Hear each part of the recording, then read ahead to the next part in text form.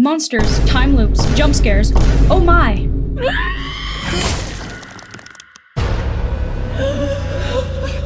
What the fuck just happened?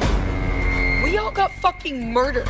And now we're here again. Until Dawn follows a group of friends who travel to a remote valley looking for answers regarding our main character, Clover's missing sister. Exploring an abandoned visitor center, they soon encounter a killer who murders them one by one. However, when they mysteriously wake up at the beginning of the same night, they're forced to relive the horrors over and over. So guys, I just watched this survival horror movie, which is derived from the 2015 video game published by PlayStation Studios, and full disclosure, I have never played this video game, although I want to now, but I've never played it, so my movie review today is solely based on the movie and how I think it was crafted and what I liked versus what I didn't like per usual. So I'm not going to be talking about the game, just about the movie in general. So full disclosure there. Until Dawn is directed by David F. Sandberg, who is known for his involvement in Lights Out, Annabelle Creation, and Shazam. And Until Dawn is written by Gary Dauberman and Blair Butler. And like I said before, I have not played the video game, which this movie is based off of, but I do know that while this movie is set in the same universe, it features a pretty original standalone story that still expands upon the game's mythology, from what I can tell. Okay, so let me set the stage for you guys before I get into some of my positives and negatives. Until Dawn is a movie that I would say I was excited for, but I didn't have high expectations for it. I think the idea of being stuck in this murderous time loop but encountering a different creature or entity or monster each night is not only frightening, but kind of a unique idea. What I didn't know is that this movie is just a jump scare cesspool, just eating me alive for a good hour and 45 minutes while I sit there alone in the middle of a dark, very large theater by myself. Oh, so fun for me. I'm fine. I'm fine. But we'll get into the jump scares a little bit later and discuss whether they were even needed, whether they were done well, whether they even served a purpose in this movie, other than making me look like a damn fool in the theater, jumping out of my pants. But first, let me get into some of the positives I have for Until Dawn. Because I never played the video game or knew much about the concept at all, I felt that the movie honestly did keep me on the edge of my seat the entire time. It was fun not knowing which creature or thing or entity would be coming for the group of friends at any time. I felt that there was a good mix of different types of deaths, different types of creatures, and also surprises at every turn. For example, my favorite killer actually is the first one in the movie that we see. Some of the characters are very supernatural looking and moving, but I like the first killer we encounter because he feels more real. He is this like seemingly heavy-footed man with a mask that covers most of his face, yet we can still see that his face is pretty deformed and pretty creepy. I like the character design. I like the way he looks. I like the way he moves. He's slow yet pretty intimidating, and I think he was a good first killer that feels more real before we get into a little bit more of the more animalistic and supernatural ones later in the film. Another positive I have for this movie is I felt like parts of it were genuinely scary and genuinely kind of spooky and chilling. Now, I don't just say this because I was alone in the theater and getting got left and right by the jump scares.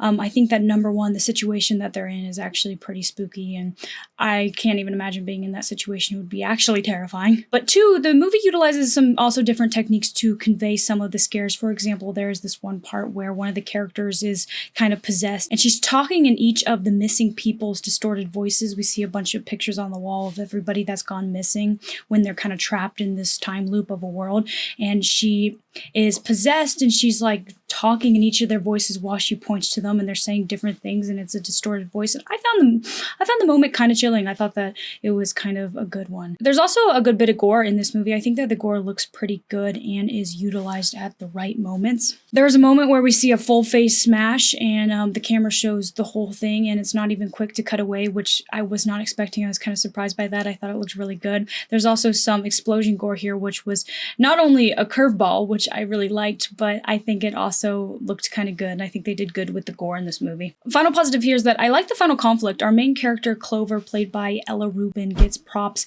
from me in how she handles this kind of final conflict situation that she gets in, with a lot of the dumbass decisions made by our characters throughout the movie that we will get into. Clover does something very clever to ultimately overpower the situation that she's in towards the end, and honestly, she's a pretty good protagonist in general, played by a pretty decent actress. So props to Clover, played by Rubin. I like the final conflict. It's also kind of tense. It's entertaining, and all around, I think a pretty good conclusion. Okay, let's move on to some of the negatives. As expected and alluded to in what I've been saying throughout this movie review so far, let's talk about the jump scares. So this movie heavily relies on jump scares for like the main jolts of the movie. Left, right, up, down, jump scare galore, baby. So I don't mind jump scares. Obviously, they are utilized in just about every horror movie, but in this movie specifically, it gets to the point where it's like, okay, 7 or so, I start to get annoyed. Okay, then 10 or so, I start to get pissed. So I just didn't need those in my life. Like, not to mention a lot of them were very cheap and predictable. I didn't really think that they were necessary or made the movie more scary. It got to the point where I was just like, there's been so many, I expect them. I'm kind of annoyed. Can we just be done with them? I don't think they added any more scares or creepiness that I think that they intended them to. I felt like they relied on them too heavily and got to the point where they almost brought the movie down more than making it more scary. Another negative is some of the cliches here. So cliches coupled with the jump scares and dumb decisions is a big turnoff for me in horror movies, and we get a lot of it here. To be fair, we get a lot of that in a lot of horror movies. But we get, one, the cliche of running through the woods and tripping about 4 times in this movie. We get the running up the stairs, basically trapping yourself in this movie a couple times over. We get the, oh, a drool on the shoulder.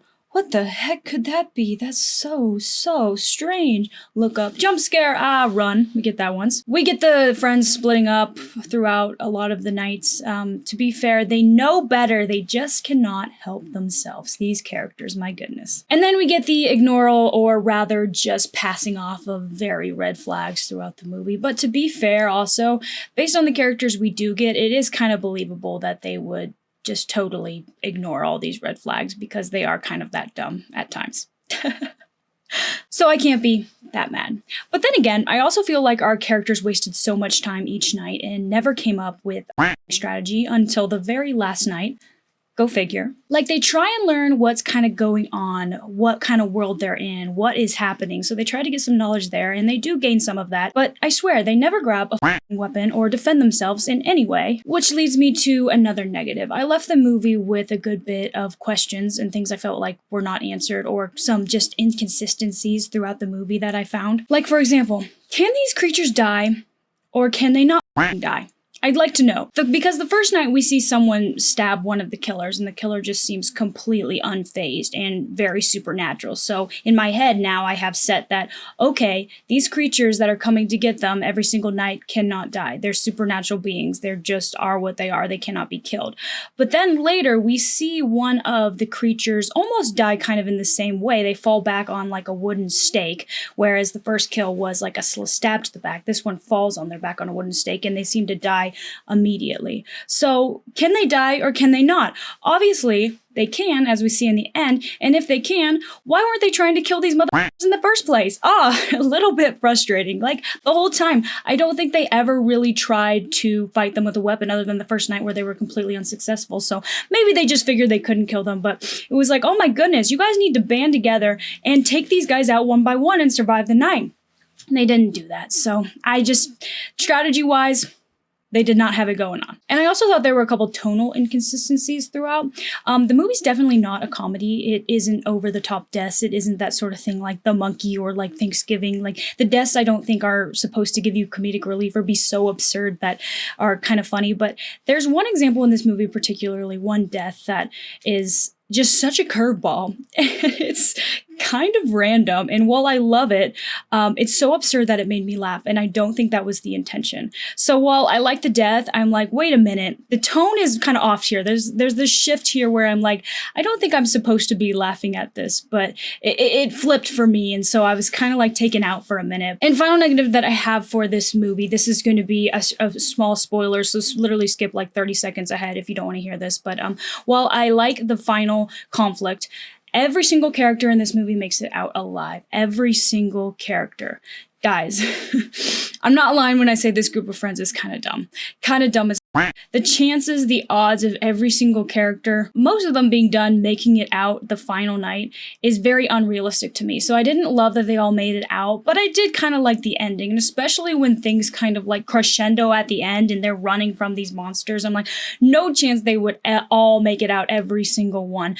Granted, they did have 13 chances, but they f***ed up all 13, or all 12 before the 13 so royally that there's no chance that it's realistic that they would all make it out, but that's just my opinion. But overall, guys, I was relatively entertained here. I think the movie has several flaws and several frustrations, but it ultimately did kind of match my medium expectations for it. I think it kept me on the edge of my seat for the most part. I think it was pretty tense. I think there was a few good kills and gore, and one kill in particular really did slay, or one killer, I should say, in particular really did slay for me. Unfortunately, though, the movie relies too heavily on jump scares to the point of annoyance and cliches and some inconsistencies and even some frustrating characters and character choices at times, which I didn't love. So for me, this is kind of a middle of the pack. Nothing particularly exciting or great about this movie. For me, I'm gonna give it a 3 out of 5. A little better than a 50%, but I still doubt I would ever revisit this movie. But I also don't feel like I completely wasted my money seeing it. It was fine, just not particularly compelling to me. But let's see what the general consensus is. Oh wow, people are loving it. People are loving it. 4.6 average rating. Okay, 772 ratings here. So here's what I think. And this is where my review of it is going to be different from someone that knows the game. I have a feeling that if you... oh, this is the video game. Oh, this is the video game.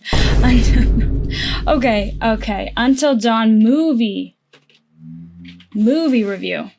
Okay, this is more like it, a little bit more like it, 3.9. Okay, still a little bit on the higher side than I thought. Definitely a lot of 5s. There's only 595 ratings here. That is so funny.